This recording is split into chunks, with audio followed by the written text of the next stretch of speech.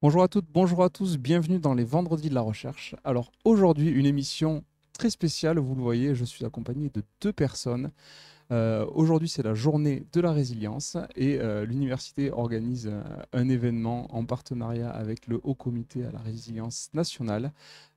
Donc aujourd'hui, on va vous proposer de vous expliquer un petit peu tous les événements qui se passent à l'université et détailler un petit peu les notions de résilience et vous expliquer un petit peu de quoi il s'agit. Donc, je vous propose qu'on fasse un petit tour de table pour vous présenter les personnes qui nous accompagnent. Donc, aujourd'hui, autour de la table, enfin, il y a deux tables, mais quand même, on retrouve Béatrice Gisclar, que vous connaissez peut-être, puisque ce n'est pas son premier vendredi. Béatrice, je te laisse la parole. Oui, bonjour à tous et à toutes. Donc, je suis maîtresse de conférences en design et je travaille sur la question des risques du point de vue des populations et sur l'apport du design social en fait à ces questions-là.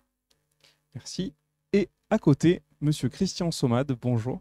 Bonjour, Christian Somat. Donc, je suis le délégué général du Haut Comité français pour la résilience nationale, donc, qui est une association loi 1901 qui a été créée il y a 40 ans, qui s'occupait de défense civile et depuis 5 ans s'occupe de résilience nationale. Et puis, je pense qu'on aura la possibilité d'expliciter un petit peu ce terme peu encore connu ou dont on parle beaucoup, mais dont on ne sait pas forcément toujours ce qu'il recouvre. Donc, on va en parler un petit peu. C'est tout à fait le programme. Alors, ce que je vous propose, c'est peut-être de parler un petit peu de cette journée internationale, qui est aussi une journée nationale, à l'occasion de laquelle on fait donc ces événements aujourd'hui. Donc, est-ce que vous pouvez nous expliquer peut-être un petit peu pourquoi cette journée existe et quel est son objectif, peut-être? Oui, bah cette journée nationale de la résilience, en fait, c'est une journée internationale qui existait depuis déjà une vingtaine d'années, notamment qui a eu sa source au Japon pour préparer les populations au risque de séisme, comme vous le savez. Alors, certains l'appellent la journée japonaise, mais en fait, cette journée internationale de la résilience, elle s'est aussi étendue puisque l'ONU, dans le cadre de Sendai, souhaite, je dirais, mieux informer les populations et mieux former à la culture du risque les populations face aux désastres, qu'ils soient d'origine risque naturel ou technologique. Et puis la résilience, ça va même un peu plus loin. Ça va face à tous les risques et menaces. Et donc la France a repris, sous l'initiative de l'ancienne ministre de l'écologie, donc en 2021, l'idée de créer en France une journée de la résilience qui maintenant est conjointement organisée par le ministère de l'écologie et le ministère de l'Intérieur et qui donne lieu à des événements partout en France sur ce domaine. Et il y a même, je dirais, un certain nombre d'associations, dont nous, qui nous sommes groupés dans un concept qu'on appelle le Resilience Tour, où pendant une quinzaine de jours, des événements de formation, de sensibilisation vont avoir lieu un petit peu dans toute la France.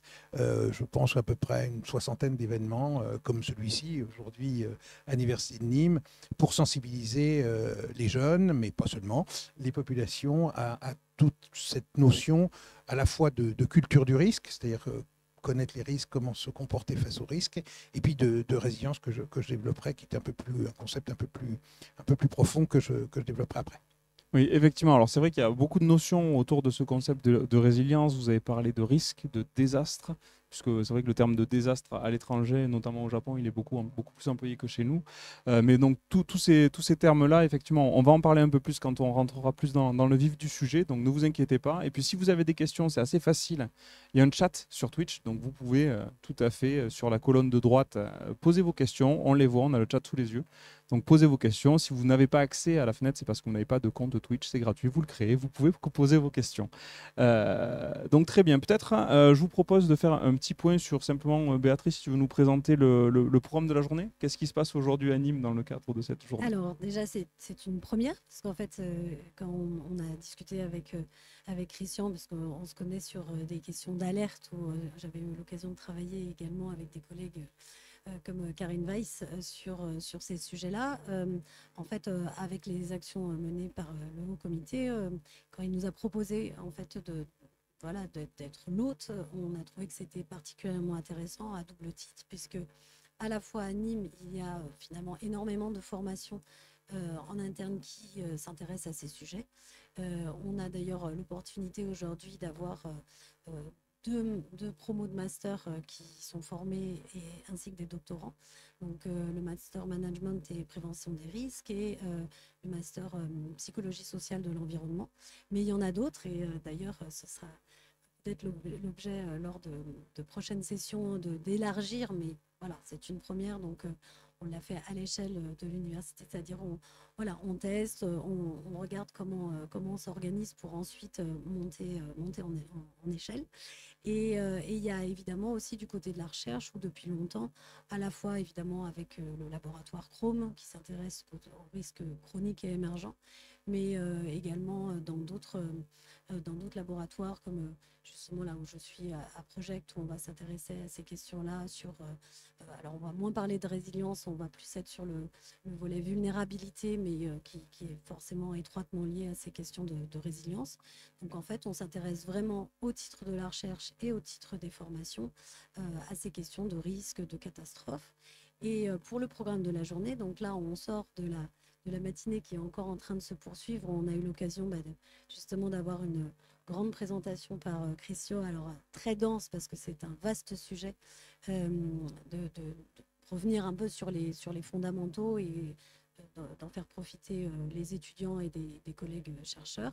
On a eu également le plaisir d'accueillir des personnes de la préfecture en charge de la gestion des crises, mais également du service départemental d'incendie et de secours, connu par des pompiers, on va dire, et qui justement échangent de ce point de vue-là. On a des correspondants du département aussi qui sont présents.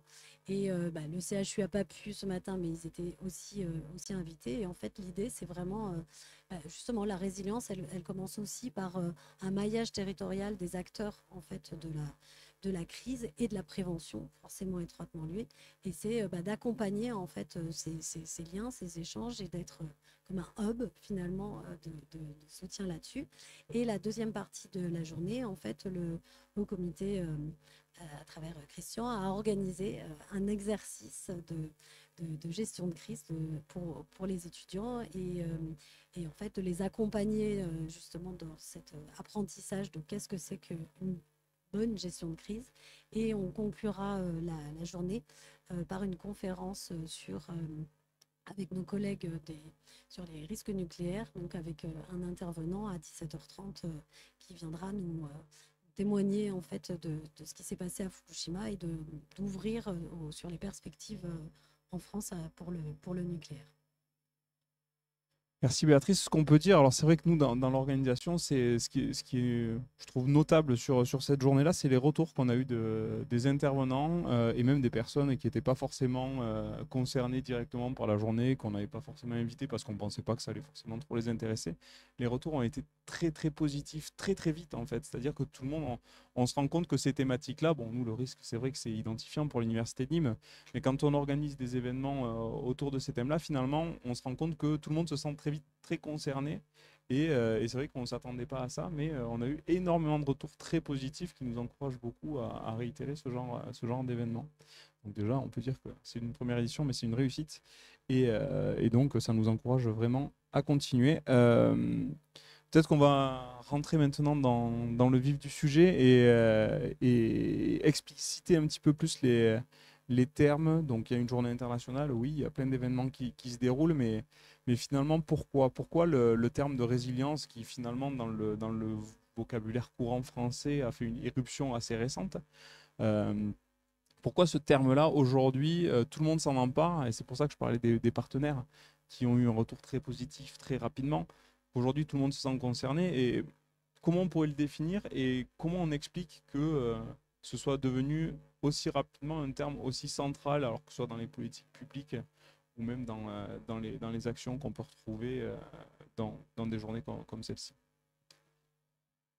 Alors, peut-être deux choses. C'était d'ailleurs des questions que nous avons eues ce matin de la part d'étudiants. La problématique, elle est différente. Avant, on gérait des risques. Il y avait un incident, un accident, on gérait, c'était planifié, c'était préparé.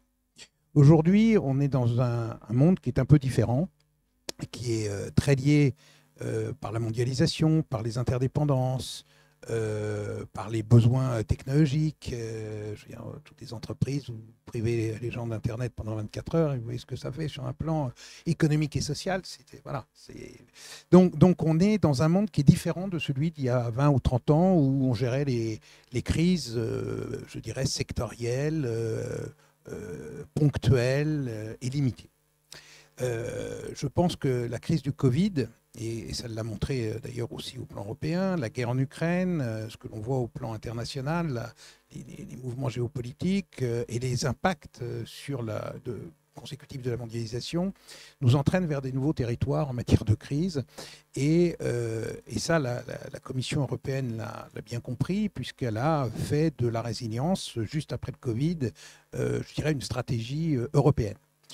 Cette stratégie européenne, elle a donné lieu aussi en France à une stratégie nationale de la résilience, mot résilience qui était déjà dans notre livre blanc, je dirais de 2008 et de 2013. Alors le livre blanc, c'est quoi? C'est le livre blanc de la défense et de la sécurité nationale. C'est le document de référence stratégique auquel le gouvernement, je dirais, que le gouvernement publie à échéance régulière pour montrer l'état de la nation en matière de risques, de menaces et de gestion de ces risques et de ces menaces. Et donc, la résilience est apparue au départ comme un objectif et aujourd'hui, elle apparaît comme une stratégie. Donc ça, c'est assez nouveau. Et cette stratégie, si vous voulez, elle se décline. Alors, elle se décline comment ? Elle se décline par ce qu'on appelle deux choses. La stratégie, la résilience organisationnelle et la résilience structurelle. Alors, c'est des grands mots. Alors, très globalement, la résilience organisationnelle, c'est le cercle de la gestion de crise. C'est donc la prévention, la planification, les exercices, et puis la gestion de l'événement, la gestion des conséquences de l'événement, et jusqu'au retour d'expérience, en passant par la reconstruction, etc. Donc on a affaire à ce qu'on appelle le cycle de la crise. Ça, c'est la résilience organisationnelle, et c'est ce que sont en train de mettre en œuvre de très nombreuses organisations, qu'elles soient publiques ou privées, parce que pour faire face à une situation d'urgence ou, pire, à une crise, c'est-à-dire quand je dirais, la situation dépasse le cadre de la planification, à partir de ce moment-là, je dirais, il faut mettre en œuvre d'autres dispositifs. Donc, déjà, la stratégie de résilience organisationnelle, elle est valable pour toutes les entreprises, et je dirais qu'elle est même valable pour tous les... au terme de la planification pour toutes les familles, puisqu'on a aussi un plan familial de mise en sûreté. Qu'est-ce que je dois faire s'il y a une inondation? Qu'est-ce que je dois faire s'il y a un feu? Qu'est-ce que je dois faire si le grand-père a une crise cardiaque? Qu'est-ce que je dois... Donc vous avez dans cette sphère familiale la même chose que vous allez avoir dans une sphère collective, que ce soit une mairie, que ce soit une entreprise, que ce soit une collectivité ou que ce soit l'État. Donc, si vous voulez, cette notion de capacité de gestion des incidents ou de gestion des situations d'exception, elle est très importante. Et on voit sa nécessité compte tenu de la fréquence des dysfonctionnements, des disruptions ou des accidents ou des catastrophes. Donc tout ça, évidemment, ce n'est pas la même échelle, mais ça demande une réflexion et une planification qui est un petit peu de même nature. Alors ça, c'est la partie résilience organisationnelle. Et puis il y a la partie, je disais, résilience structurelle. Alors résilience structurelle, c'est l'adaptation. C'est-à-dire qu'on est dans un monde qui est en plein bouleversement, on connaît les effets et les risques du changement climatique, et tout ça est un changement de notre environnement. On a également un changement technologique. Quand vous voyez les progrès d'intelligence artificielle, donc on est en mutation permanente, que ce soit au plan social, technologique, environnemental. Et donc, cette résilience structurelle, elle a pour but de réduire les vulnérabilités, de manière à ce que notre dispositif de résilience organisationnelle puisse faire face et qu'on ne soit jamais dans des difficultés majeures. Voilà. L'idée, c'est d'éviter les difficultés majeures. Et la résilience, c'est bien ça. C'est une capacité à absorber les chocs, à en réduire l'impact et à recouvrer le plus rapidement possible la définition officielle de l'État français dit dans des conditions socialement acceptables, je dirais, un fonctionnement normal de la société. Donc la résilience, ça sert à ça. Fondamentalement, c'est ça. Ça s'exerce avant, pendant et après. Et ça s'exerce à tout niveau, de la cellule familiale au plan européen. Ouais, et c'est vraiment ça la nouveauté de cette notion. Enfin, la nouveauté, c'est pas si nouveau quand même, mais ça a apporté une appréhension complètement nouvelle du risque, comme on l'appelait, puisque c'est très global en fait. C'est un métaconcept, c'est-à-dire qu'il ne prend pas seulement le risque, il prend le risque, la réponse, la prévention, la planification, mais aussi la réduction de la vulnérabilité. Donc vous avez absolument, absolument tout dans ce mot. C'est vraiment un métaconcept, parce que ça va plus loin que ça encore dans l'approche sociétale et sociologique du terme. Donc c'est ça qui est assez intéressant, qui est nouveau. Avant on sectorisait, aujourd'hui, alors le grand problème, et ça je laisse ça aux chercheurs, ça va être la mesure de cette résilience. Comment on fait une mesure de la résilience? C'est un grand sujet de recherche auquel l'université devrait s'intéresser. S'y intéresse déjà. Alors, c'est une très très belle transition. Du coup, Béatrice, je vais te poser la question. Toi, la résilience, donc c'est une notion avec laquelle tu travailles, puisque tu t'intéresses à ça. Moi, j'aurais une première question, c'est comment dans ton parcours de chercheuse, cette notion a fait irruption et comment tu t'en empares, peut-être si on a un exemple ou deux. À quel moment tu t'es dit, tiens, cette notion-là, c'est sur ça qu'il faut aller, parce que c'est ça qu'il faut étudier, les caractéristiques. Alors en fait, ça a démarré en étudiant les politiques publiques de gestion des risques. Et en fait, ça m'a interpellée de constater, et ça là-dessus, je voulais rebondir sur ce qu'a dit Christian, sur le fait que qu'est-ce que peut justement la partie recherche, la partie universitaire, on en a longuement débattu ce matin sur la question du facteur humain et sur le fait de documenter aussi. L'intérêt de la recherche, c'est d'avoir ce pas de côté pour avoir un regard qui serait pluriel sur une notion qui, à partir du moment où elle est mobilisée par tout le monde, en fait, tout le monde va avoir un regard différent et ça peut être aussi bien du point de vue de l'histoire, de documenter par exemple des crises passées qui peuvent éclairer sur les crises actuelles. Et moi, ça a été de voir que finalement, dans les stratégies internationales déployées par l'ONU sur la gestion des catastrophes, il y a vraiment un tournant dans les années 90 entre la notion de vulnérabilité, où on allait s'attacher à réduire la vulnérabilité pour avoir des crises moindres, et quand on a commencé à être dépassé par justement la taille des crises dont parlait Christian, ben on a glissé vers justement la résilience. Et s'il y a vraiment c'est vrai, on peut le considérer comme je veux dire, complètement liées, et d'ailleurs elles sont souvent documentées ensemble. Il y a entre la vulnérabilité et la résilience, et où en fait finalement on renvoie sur l'autre à être capable d'être résilient. On l'a vu aussi avec en France à travers la loi de la modernisation de la sécurité civile de 2004, où pour la première fois en fait on a on a renvoyé sur la personne en disant toute personne doit être acteur de sa sécurité.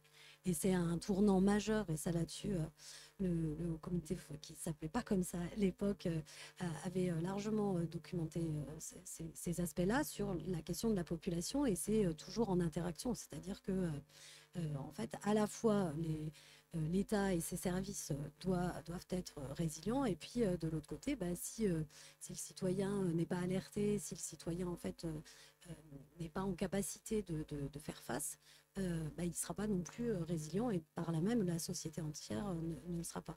Donc en fait, c'est vraiment voilà, un regard qui est pluriel, en fait, d'arriver à comprendre que à la fois c'est multiscalaire, c'est-à-dire que ça va concerner différentes échelles, ça va être multidimensionnel. On va regarder ça, comme je disais, du point de vue de l'histoire, du point de vue de la psycho, très, très importante là-dessus, sur la perception en fait qu'on va avoir de la crise et comment on va la gérer, de voir aussi que ça concerne, parce qu'en fait, le concept de résilience qui n'est pas du tout nouveau, à la base, c'était la résilience des matériaux. C'était Charpie qui parlait de ça, et donc on voit comment quelque chose qui était au départ sur des matériaux, finalement, ça a glissé et tout le monde s'en est emparé. Et c'est pareil aussi, si tout le monde s'en empare, c'est que ça fait sens, et donc chacun il pose en tout cas son regard, d'où l'intérêt de confronter et surtout de dialoguer entre disciplines de manière à nourrir et à voir qu'il n'y a pas qu'un seul point de vue. Et ça, là-dessus, ça a été pareil, longuement développé ce matin, de montrer justement à différents niveaux, de voir comment tout le monde pouvait s'en saisir et ensuite qu'est-ce qu'on pouvait en faire. Parce qu'une fois qu'on a dit ça, justement, on rebascule dans la partie opérationnelle et en fait, c'est pas du tout à séparer, ce sont des échanges constants qu'il faut arriver à comment dirais-je, à gérer justement. Et ça, là-dessus, c'est vrai que le fait aussi de le traduire à travers des formations, parce que c'est très important et c'est vraiment le travail de l'université d'être en permanence entre la recherche et l'enseignement et on ne peut pas avoir l'un sans l'autre finalement, puisque l'un va nourrir l'autre. Je ne sais pas si tu souhaites que je développe. Non, mais alors c'est hyper intéressant. Moi, ça me pose plein de questions. Donc, même si c'est une notion que je connais un petit peu, notamment, enfin, on a l'impression qu'aujourd'hui, dans les politiques publiques, la question de la résilience, c'est un peu l'objectif ultime à atteindre pour une organisation sociétale, pour qu'elle puisse faire face aux crises, aux bouleversements qu'elle peut rencontrer. Mais est-ce que justement, il n'y a pas des limites à ça, à la notion de résilience? C'est-à-dire que en me mettant à la place du public, je me dis, on subit des bouleversements, des crises, on n'en a peut-être que l'impression, mais qui donnent l'impression d'être très importantes, de plus en plus importantes, notamment avec les questions de changement climatique ou de pandémie qui sont prévues comme pouvant devenir plus régulières. Est-ce que poursuivre un objectif de capacité d'adaptation, ça n'a pas une limite au bout du bout? Si, ça s'appelle la survie à la fin. Mais on n'en est pas là. Justement, l'esprit, parce qu'on oppose souvent, je dirais, la résilience ultime, c'est la survie. Mais la survie n'est pas l'objectif de la résilience. L'idée de la résilience, c'est justement d'être suffisamment résilient pour ne pas arriver à la survie. C'est-à-dire que c'est l'inverse. C'est-à-dire que c'est un concept qui a pour but de protéger les gens. De les protéger en les responsabilisant, en les organisant à tous les niveaux de la société pour pouvoir se permettre d'absorber des chocs qui sont de toute façon souvent inévitables parce qu'on n'a pas la main dessus. Le changement climatique, moi je veux bien, mais je ne sais pas le gérer et je pense qu'il y en a beaucoup qui ont du mal. On peut faire la pluie, on peut arrêter la pluie, je ne sais pas s'il y en a qui savent faire, mais voilà. Donc il y a des tas de choses où on est devant les faits. Donc ça ne sert à rien Alors, on peut travailler en prévision, en planification, en réduction de vulnérabilité. L'adaptation au changement climatique, ça a un sens puisque c'est la réduction. Mais bon, force est de constater que nous, si on fait des efforts en France, il y a d'autres pays qui en font moins, etc., etc. Donc, que le problème, il est anthropocène, il est donc, de toute façon, il faut se préparer. Il faut se préparer pour que les chocs soient le moins douloureux possible. C'est ça l'idée. Et qu'une société puisse quand même vivre en harmonie face à des chocs. Alors, en espérant que ces chocs soient le moins durs possible. C'est vraiment ça l'idée. Donc, l'idée, c'est pas la survie, c'est pas le survivalisme, parce que souvent, moi j'entends ça, mais c'est pas du tout ça. C'est exactement l'inverse, c'est la préparation, c'est bien concevoir, bien préparer, et là, vous réduisez déjà vos propres risques à titre individuel, et puis collectivement également. Donc voilà, donc c'est une approche. Maintenant, c'est pas le but ultime. Le but ultime, c'est le bonheur, et c'est je dirais le vivre ensemble, et c'est la vie. Mais ça n'empêche qu'il y a toujours l'orage peut arriver derrière le beau temps. Donc je pense que c'est la préparation des mauvais moments de la vie qui peuvent arriver, et on est quand même mieux quand on est préparé.